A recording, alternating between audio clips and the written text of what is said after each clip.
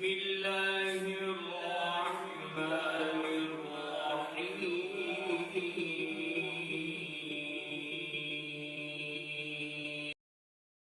محترم سامعین و ناظرین، آپ سن رہے ہیں تاریخ اسلام.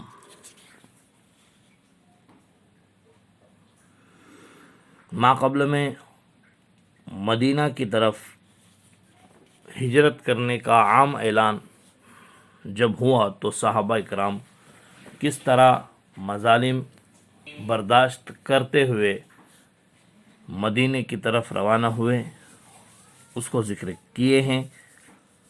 پھر اس کے بعد جب مکہ والوں کو یہ خطرہ ہوا کہ اب یہ چلے جائیں گے اور ہماری ہجو ہو جائے گی، اور یہ لوگ یعنی کہ حضرات صحابہ کرام اور مسلمان، یہاں تک کہ خود جناب نبی کریم صلی اللہ علیہ وسلم جب مکہ چھوڑ کر مدینہ چلے جائیں گے اور وہاں اطمینان والی زندگی گزر بسر کریں گے، تو انہیں اپنی ناکامی نظر آتی رہی. تو اس سلسلے میں یہ مشورہ کیا کہ کس طرح سے حضور اکرم صلی اللہ علیہ وسلم کا خاتمہ کیا جائے. تو دار الندوہ میں قبائل قریش کا ایک اجلاس اور ایک مشورہ ہوا. قریش نے جب دیکھا کہ مسلمان ایک ایک کر کے سب نکل گئے اور مدینے میں معقول تعداد مسلمانوں کی فراہم و مہیا ہو چکی تھی جس کی طاقت اور خطرے سے انکار نہیں کیا جا سکتا، تو ان کو اپنے مستقبل کی فکر پیدا ہوئی اور ان کو نمایاں طور پر نظر آنے لگا کہ ہماری عزت اور حیات کی حفاظت اسی پر منحصر ہے کہ اسلام کا استحصال کلی طور پر کر دیا جائے. چونکہ مکہ سے حضور اکرم صلی اللہ علیہ وسلم کی جماعت کے قریباً سب لوگ جا چکے تھے اور آپ صلی اللہ علیہ وسلم تنہا رہ گئے تھے، لہٰذا ان کے لیے اس فیصلے پر پہنچنا بہت ہی آسان تھا کہ اس سے دین کے بانی کا خاتمہ کر دینا نہایت ضروری ہے، اور اس کام میں غفلت کرنا خطرے سے خالی نہیں. کیونکہ اگر محمد صلی اللہ علیہ وسلم بھی مکہ سے نکل گئے اور مدینے میں اپنی جماعت سے جا ملے تو پھر اس نئے مذہب کے خطرے کا مقابلہ کرنا بہت دشوار ہوگا. یہ خیالات قریش کے ہر شخص کی زبان سے اور ہر شخص کے دماغ میں پیدا ہوتے تھے، حتیٰ کہ مکہ کی فضا میں ان خونی خیالات نے تمام قبائل کا احاطہ کر لیا، اور بالآخر ماہ صفر کی آخری تاریخ میں نبوت کے 14ویں سال بنو ہاشم کے سوا تمام قبائل قریش کے بڑے بڑے سردار دار الندوہ میں اسی مسئلے پر غور و خوض کے لیے جمع ہوئے کہ کس طرح سے نعوذ باللہ حضور اکرم صلی اللہ علیہ وسلم کا خاتمہ کر دیا جائے.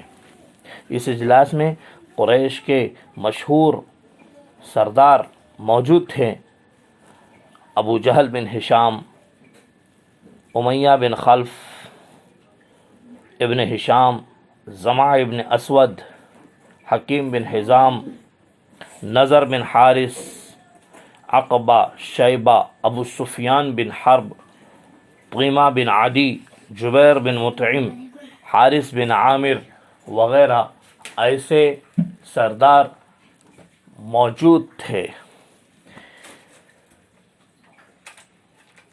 ان کے علاوہ اور بھی بہت سے سردار اس مجلس میں شریک تھے. ایک بہت بڑا تجربہ کار بوڑھا شخص شیطان نجد کا باشندہ بھی اس اجلاس میں شریک ہوا. یہی شیخ نجدی اس اجلاس کا امیر مقرر ہوا، پریزیڈنٹ تھا. اس پر تو سب کا اتفاق تھا کہ حضور اکرم صلی اللہ علیہ وسلم کی ذات مبارک ہی تمام خطرات پیش آئندہ کا مرکز و منبع ہیں.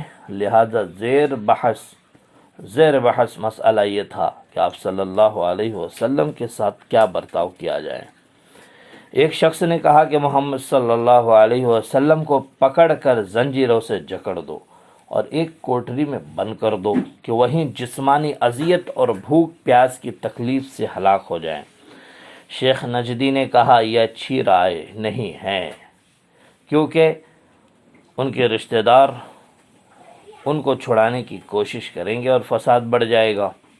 دوسرے شخص نے اپنی رائے اس طرح بیان کی کہ محمد صلی اللہ علیہ وسلم کو مکہ سے جلا وطن کر دو اور پھر مکہ میں داخل کبھی ہونے مت دو۔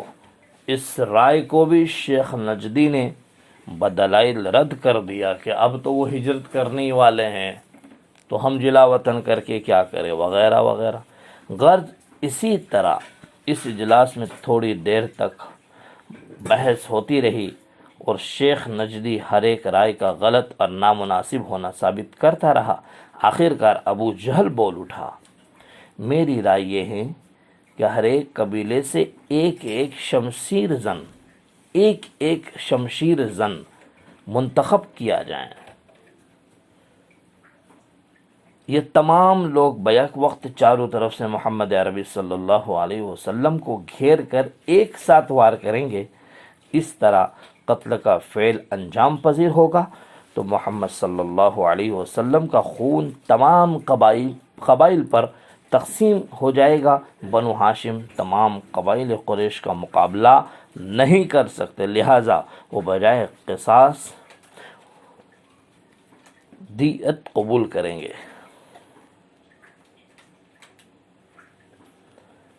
اور دیت بڑی آسانی سے سب مل کر ادا کر دیں گے۔ ابو جہل کی اس رائے کو شیخ نجدی نے بہت پسند کیا اور تمام جلسے نے اتفاق رائے سے اس کو قبول کیا اور سب نے اس کو پسند کیا، اور یہ فیصلہ ہوا کہ اب حضور اکرم صلی اللہ علیہ وسلم کا خاتمہ نعوذ باللہ کر دیا جائے۔ ادھر دار الندوہ میں یہ مشورہ ہو رہا تھا، ادھر حضور اکرم صلی اللہ علیہ وسلم کو اللہ تعالیٰ نے بذریعہ وحی کفار کے تمام مشوروں کی اطلاع دی اور ہجرت کا حکم نازل فرمایا۔ اس کے بعد حضور اکرم صلی اللہ علیہ وسلم دوپہر کے وقت میں حضرت ابوبکر صدیق رضی اللہ تعالیٰ عنہ کے گھر پر چھپ چھپ کر آئے ہیں اور انہیں خبر دی ہیں کہ ہمیں ہجرت کرنا ہے اور آپ کا نام منتخب ہوا ہے، اور پھر ہجرت کی تیاری کر لی۔ کس طرح سے تیاری کی انشاءاللہ اس کو ہم آگے ذکر کریں گے۔ آپ سے گزارش ہے اب سن کر اسے آگے شیئر کیجئے۔ جزاکم اللہ خیرا و احسن الجزا و آخر دعوانا ان الحمد للہ رب العالمین۔